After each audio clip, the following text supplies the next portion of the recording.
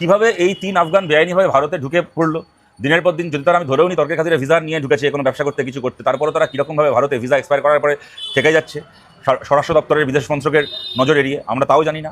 আবার কীরকমভাবে পশ্চিমবাংলার মধ্যে বেআইনি ডকুমেন্ট তৈরি করে তারা একেবারে কলকাতায় খাস মুখ্যমন্ত্রীর পাড়ায় বসবাস করছে, পশ্চিমবঙ্গ পুলিশ জানতে পারছে না, কলকাতা পুলিশ জানতে পারছে না, আমরা তাও জানি না।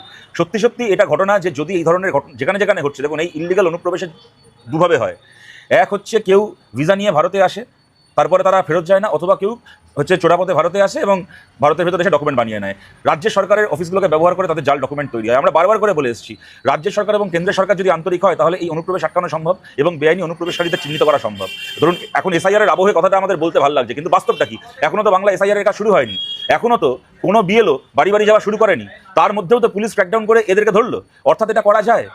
এই মাঝে মধ্যে ভোটার লিস্টে গতকাল দেখলাম বীরভূম একজনের নাম পাওয়া গেছে, তার নাকি কি এক দাদার নাম মোদি আর দিদির নাম মমতা, না এরকম কি একটা। অর্থাৎ এমনি কতটা মিথ্যে না আমরাও জানি, মমতা মোদি ভাই বোন, কিন্তু যাই হোক এই যে জাল ডকুমেন্ট তৈরি হয়েছে, সুতরাং এসআইআর শুরু না করে এটা চিহ্নিত করা গেছে, অথবা এগুলোকে চিহ্নিত করা যায়। আমরা এই কথাটাই বারবার করে বলে এসেছি যে কেন্দ্রের সরকার এবং রাজ্যের সরকার যদি ইললিগাল অনুপ্রবেশকারীদেরকে চিহ্নিত করতে আন্তরিক হতো, তারা একে অপরকে সহযোগিতা করে এটা এমনিই করতে পারে, তার জন্য এসআইআরও লাগে না, আর তার জন্য মিটিং মিছিল করে হিন্দু মুসলমান বিদ্বেষ তৈরি করতেও লাগে না।